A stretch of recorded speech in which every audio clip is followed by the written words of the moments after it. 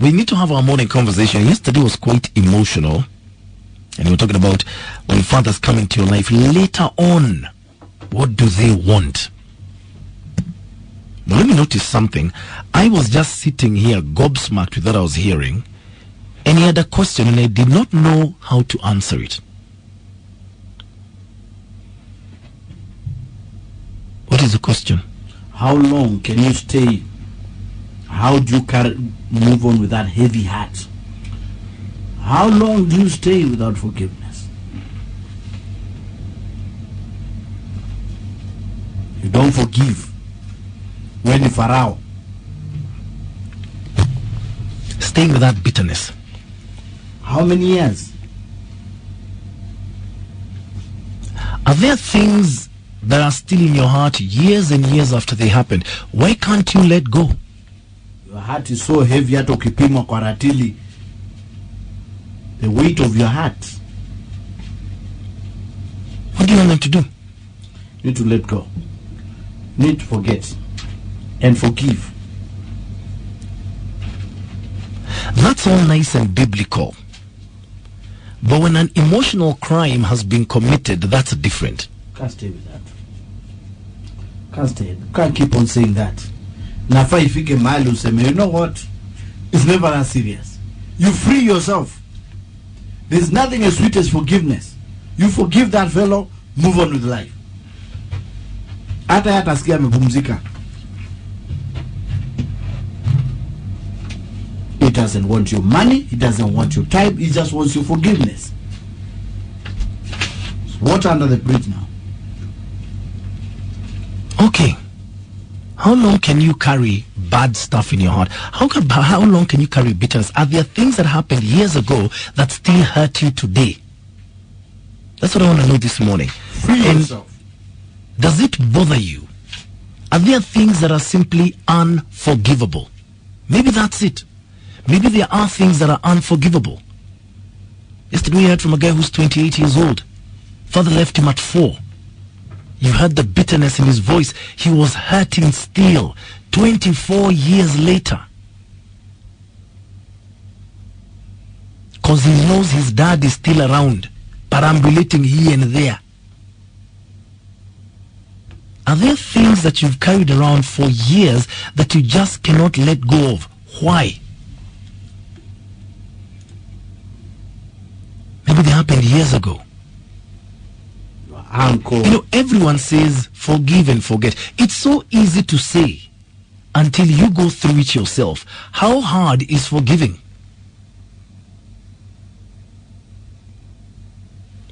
Oh, 0711-046-105 is my number. Please give me a call because you might have the secret that can unlock a lot of people. That's a fact. So if you want to give me a call, 0711-046-105 is my number. If you want to contribute via SMS, my short code is 22494. My fan page on Facebook is open for business. Talk to me or hit me up on Twitter at It's Minor Kageni at Classic 105 Kenya. My hashtag is Minor N Kingangi. Everyone keeps saying, forgive and forget. Do people understand how hard it is to forgive? 0711-046-105 is my number. Give me a call. My short code is 22494. How long have you carried a burden in your heart for? How difficult is it? Talk to me.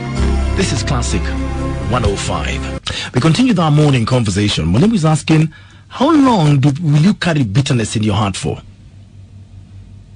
You know, I hear people saying forgive and forget. It's not that easy. You see, everything is representative of a bad wound to your body. It will heal, but the scar will remain. That you can never get rid of. The problem with the heart and with the soul, when they've got a wound, it's hard for the wound to close up. We hear people saying, I forgave him, I forgave her.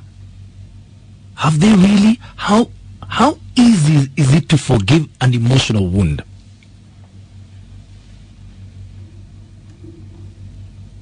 What's your story? Because you just might be the key that millions of people have been waiting for to free themselves from their emotional jails? Is it as easy as they say, forgive and forget?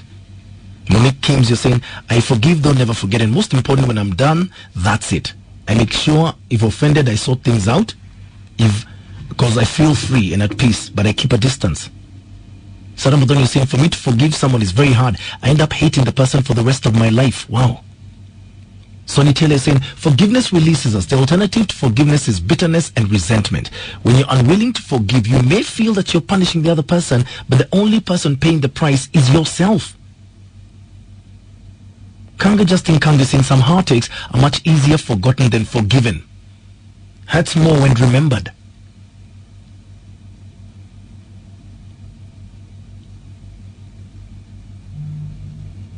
Putin, they're saying, morning, my sister's mom did something to our family when I lost my mom, and I'll never forgive her in my entire life. Last week she wanted my help, but I just snubbed her. The bitterness I have towards that woman, only God knows. That is deep. Deep, Purity, that's deep. So assume you and your sister don't come from the same mother.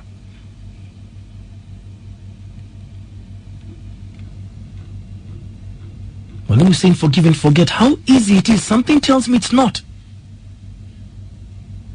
Irene Mamatov is saying, Maina, it's good to learn to forgive even when they don't apologize. This is for your own peace. It's the only way you know you're a strong person. Open up on Twitter at It's Maina Kegenio at Classic 105 Kenya. My hashtag is Maina Nkengangi. Forgive and forget. Is it that easy? Hello, Maina. Hello, good morning. My name is Francis. Huh? Yeah? So nasikia maneno Kengani anaongea maneno ati ya forgive and all that. Huh? Yeah. Maina, my dad used to beat my mom like hell. Yeah. And mind you, at that time I was only a young son. Huh? Yeah. But my problem is, Maina. Yeah. The problem was with my dad and my mom. Yeah. I wasn't part of the problem. So he should have stuck around and looked after his son. Can I ask you a question? Are you the guy who called in yesterday? Yes, I tried calling, but my phones weren't going through. Oh, so you're not the same guy. Okay, so your dad used to beat up on your mom in your presence? Yes. Our walls were painted red and black. That was my mom's blood and hair color. Hiya. So when I hear about Kengani saying that it's just easy to go ahead and forgive someone, it's very hard. Because after all that, I saw that my mom was a good woman. Yeah. The problem was my dad. Because he would just come and decide today, it's war day. Yeah. My mother almost had a miscarriage of our second born, mine. The third born, she had to run away. And she got tired. So she took you guys and ran away? She had to take us and go away. Mine, an asthmatic kid, I inherited asthma from his family. My mom went with me. My dad never bothered. He never cared. Can I ask you a question? Yes, is your dad still alive?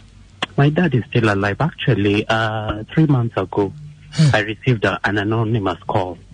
And when I asked, he told me, unajua ni nani? Ni baba yako. What did you do? I literally just hung up.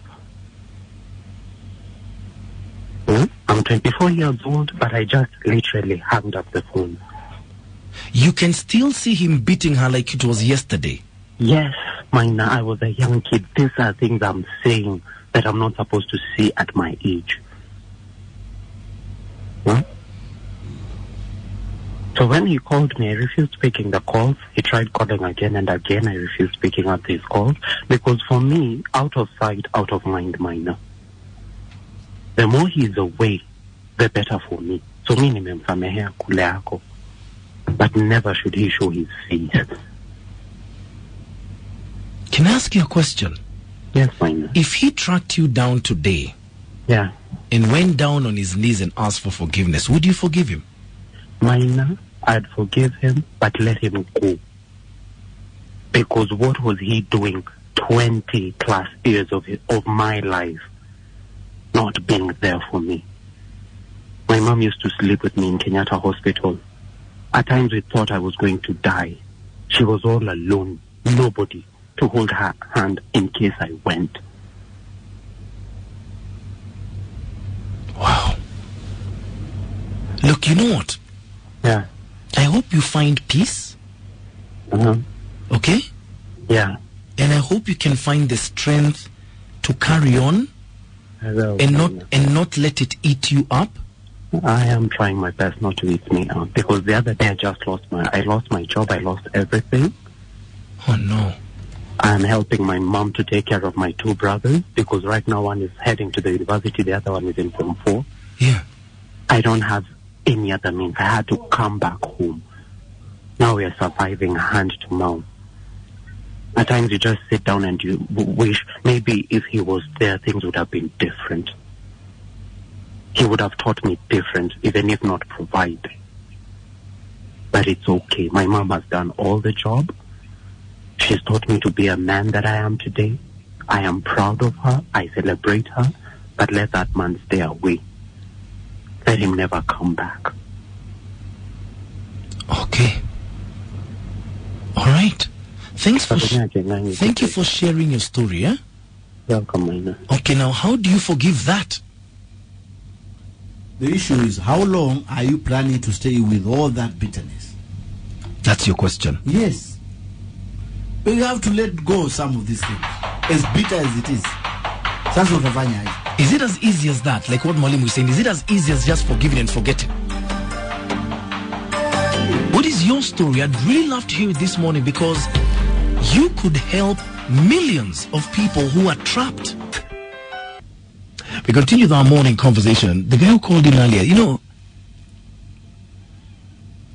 we are told by our pastors, we are told by our parents, we are told by our friends, we are told by the scripture, forgive and forget, forgive. Forgive. How easy it is? How easy is it? Wait, what's that part of the Bible that says you forgive 700 times? Part of the Bible. That part of the Bible that says you forgive 700 times. It is there. It is somewhere there. But it's 7 times 70. Are there things that are simply unforgivable?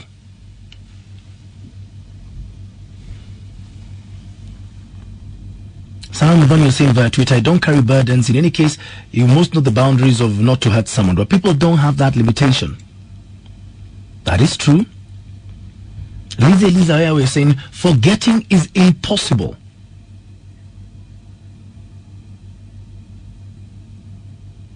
People they're saying, tell Kenya it's not simple to forgive and forget. Some things they hurt so much that you find it hard to forgive up to your last breath. Samuel Musioma, good morning. Saying, in this world you're given as you give, and you are forgiven as you forgive. When you go your way through each lovely day, you create your future as you live. When you forgive, you find peace, and forgiveness is a sign of self-love. Hey, Samuel, you are being so deep today the way you're normally controversial. If I wrong, you said I can forgive if people wrong me out of their human weakness. I'm prone to that too, but when the wronging is deliberate, payback, then forgive. Kiao. Gatetu and what you're saying, sometimes it's hard to forgive, but you've got to force yourself to do it so as to move on in life.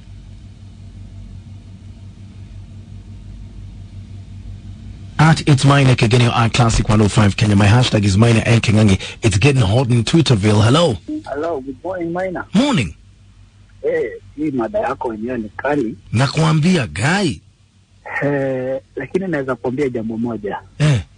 Kuna watu ambao wako na baba zao lakini bado hawakusimama nao katika maisha. Yeah. I'm the last born in our family. Yeah. Lakini naweza kuambia my dad hated me with passion since I was born. Why did your dad hate you? Or why did you think your dad hates you? He hated me because anything I do, even kufanya kitu kizuri, alikuwa ananipiga kwa kufanya kitu kizuri. Why would alikuwa anasema hakuna kitu kizuri kinaweza toka kwa huyu, na alikuwa niliguru akisema huyu atakuja kutusumbua kila siku mpaka anaulizwa na mama, huyu mtoto anaamka asubuhi. Mimi nilikuwa naamka mapema, either naenda kulima ama naamka mapema naenda kuchunga mbuzi. Lakini babangu ataamka apate niko shambani, anasema niitwe. Ananiuliza, mbona umeenda kulima? Fungulia mbuzi ukachunge. Kesho yake ninaamka naenda nafungulia mbuzi. Anatumana, anasema kwa nini umeenda kuchunga mbuzi? Enda ukalime. Haya. Sasa niligrow nikiwa na hiyo shida, na tuko kwetu 12. Mimi ndio last born katika hiyo familia. Mpaka siku moja nikamwambia mama, naomba baba afe angalau niwe na amani katika maisha yangu. Mama alinipiga sana. Nisikujua ni mume wake anampenda, lakini niligrow nikijua baba ananichukia. Mpaka to a point ilifika kiwango ikawa, yani hakuna siku moja ningeitisha baba kitabu cha shule angeninunulia. Nilisoma na shida. Mimi ndio last born. Fikiria wote wameondoka, nimebaki ndio mtoto mdogo, lakini nilisoma na shida. Kiwango ambacho nilikuwa naenda kwa dustbin kutafuta vitabu zimetupwa, nikate makaratasi nishonelee. Haya. Na mamangu aling'ang'ana. Nakumbuka darasa la nikifanya 1994, baba hakutaka kunilipia KCPE. Mamangu aliuza kondoo yake akanilipia KCPE. Ilikuwa 230 shillings, sitawahi sahau. Nilipokuja nikaoa mke wangu wa mke, babangu alimkataa juu sijawa kabila yangu, akanikataa nyumbani, akanifukuza, hataki kuniona. Maina, ilibidi mimi ninunue upendo kutoka kwa babangu. I bought my love from my dad. How did you buy your love from your dad? Nilijaribu kumfanyia kitu hajaifanyiwa na wale wengine wote. Nikajaribu kama ni suti nampimia mpya, sio ya mtumba. Kama ni pesa, na sasa hizo mimi hanaso, maana nilifika darasa la 8. Nikaja Nairobi, vibarua hapa na pale. Mpaka siku moja nilitumana pesa, mama akasema hizo pesa sirudishwe Nairobi. Baba akauliza kwa nini, akauliza unawezaje pesa za mtoto unakula na mtoto mwenyewe umemkataa atijua amewa kabila nyingine. Hapo ndio babangu alinikaribisha nyumbani. Na akaniambia, mwanangu, hata kama ni mzungu mulete nyumbani. Na kutoka wakati huo mimi na babangu tunapendana kiwango. Babangu hakuna kitu inawezafanyika kama sijasema ifanye. Na nilimsamehe, manake nilijua kwamba even marriage yangu ya kwanza haikuwork because of that bitterness. I think become a dad because I did have a dad. But wakati nilirudisha uhusiano wangu kwa kununua upendo wa babangu, nikamconvince ya kwamba I'm the best. Hapo tu ndio niweza kuoa mke wa pili na tunaishi kwa amani na furaha. Even my dad is, we are talking now, ako kitu 96 years. Ni mgonjwa. Mimi hapa Nairobi nina hustle. Lakini nina make sure natafuta nafasi, naenda namuona, akienda hospitali nampeleka, na ng'ang'ana. Juzi nilipa kama bili ya 50,000. Ilikuwa ni hustle. Maana sasa inafanya kazi ambao hainipi hela za kutosha. Lakini sasa nilikuwa naomba Mungu anipe pesa nzuri kabla babangu afe, nimtendee jambo nzuri, hata kama nikupanisha ndege. Ili hali sina kazi, nafanya kazi ya vibarua tu. Lakini ninaomba Mungu anisaidie kabla babangu aijengea kaburini, nimtendee jambo hajaitendewa na watoto.